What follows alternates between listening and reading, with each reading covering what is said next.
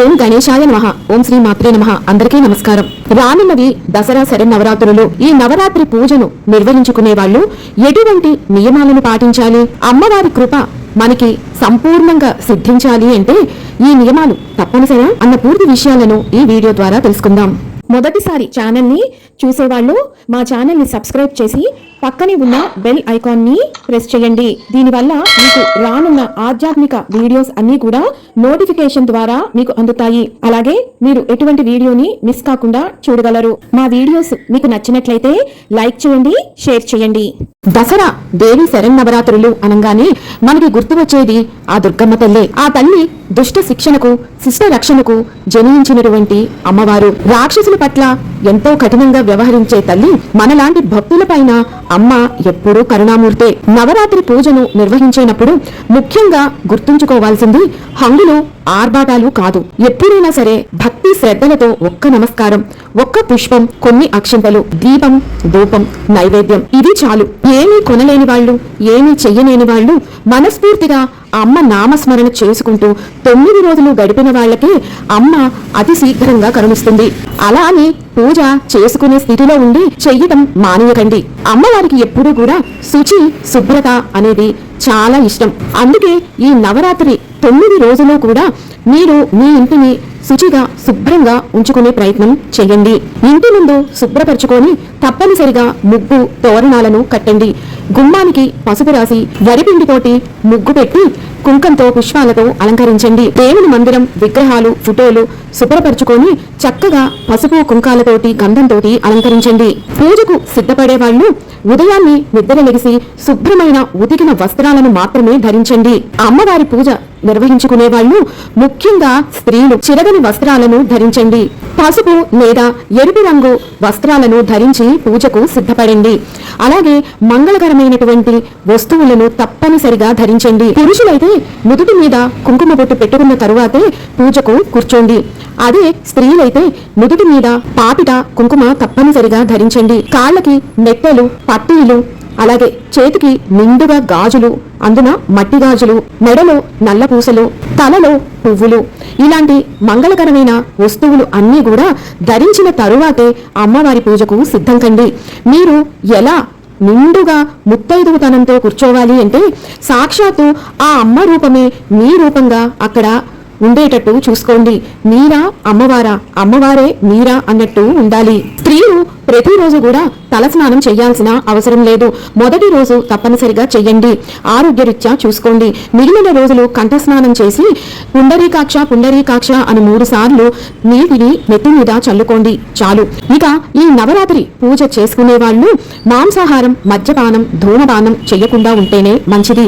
తినేటటువంటి ఆహారంలో ఎటువంటి మసాలాలు, ఉల్లిపాయ, వెల్లుల్లిపాయ లేకుండానే సాత్విక ఆహారం తీసుకుంటే మంచిది. అంతేకాదు బయట వస్తువులను, బయట ఆహారాన్ని తీసుకోకుండా ఇంట్లో వండినవే తీసుకుంటే మంచిది.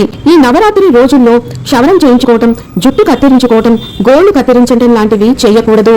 ఈ పూజ చేసుకునే రోజులు అన్నీ కూడా ఎంత మౌనంగా ఉండి అమ్మవారి నామస్మరణ చేస్తే అంత మంచిది. మీరు చేసే ప్రతి పనిలో కూడా అమ్మవారి నామాన్ని స్మరిస్తూనే ఉండండి.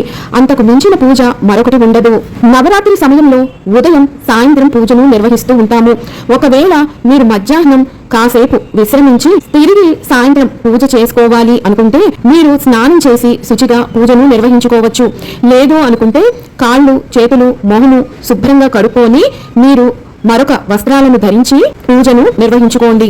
నవరాత్రి పూజ నిర్వహించుకునే వాళ్ళు ఉపవాసం ఉండాలి అన్న నియమం ఏమీ లేదు. ఈ నవరాత్రి పూజను నిర్వహించుకునే ప్రతి రోజు కూడా ముందు రోజు పెట్టినటువంటి పుష్పాలు, అక్షంతలు ఇలాంటి నిర్మాల్యం మొత్తము కూడా శుభ్రంగా తీసేసి కొత్త పుష్పాలు, అక్షంతలతోటి అర్చించాలి. ఉదయం పూజ అయిపోయిన తరువాత, దీపాలు కొండెక్కిన తరువాత కుండులను కడుక్కొని మళ్ళీ సాయంత్రం వాటితో దీపారాధన చేయాలి తప్ప శుభ్రపరచకుండా మళ్ళీ అవే కుందులను వాడకూడదు. ఒకవేళ దీపారాధన కుండులలో నూనె మిగిలిపోయి ఒత్తులు మిగిలిపోయి ఉన్నా వాటిని తీసేసి శుభ్రపరిచిన తరువాత మాత్రమే మీరు ఆ కుందులలో కొత్త నూనె, కొత్త ఒత్తులు వేసే వెలిగించాల్సి ఉంటుంది. పూజకు సంబంధించినటువంటి హారతి పళ్ళం, అర్ఘ్య పాత్రాదులు అన్నీ కూడా శుభ్రపరచుకోవాలి. ఆ తరువాతే మరుసటి రోజు పూజకు మీరు ఉపయోగించుకోవాలి. ప్రతి ఒక్కరూ గుర్తుంచుకోవాలి, ముందు రోజు నిర్మాల్యం తీసేనప్పుడు కలశం పెట్టుకున్న వారు కలశాన్ని, అఖండ దీపం, ఫోటో, పీఠం కదపకండి. కేవలం ఆఖరి రోజును మాత్రమే వీటిని కదపాలి. మీరు ఇవేమీ కదపకుండా మాత్రమే నిర్మాల్యం జాగ్రత్తగా తీసి ఒక కవర్కి వేసి 9 రోజులు పూజ అయిపోయిన తర్వాత ఆ నిర్మాల్యాన్ని తీసుకువెళ్లి పారే నీటిలో లేదా ఎవరూ తొక్కని చోట వేయాలి.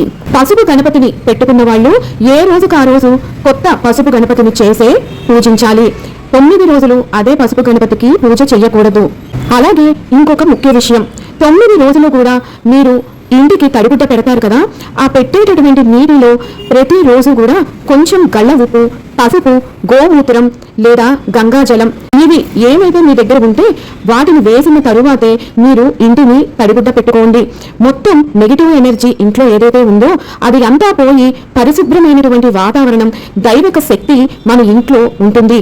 మనం పూజ చేసుకునేటప్పుడు ఆ శక్తి మనలో ప్రశాంతతను, అమ్మవారి పాదాలపైనే మన మనసు లగ్నమయ్యేటట్టు చేస్తాయి.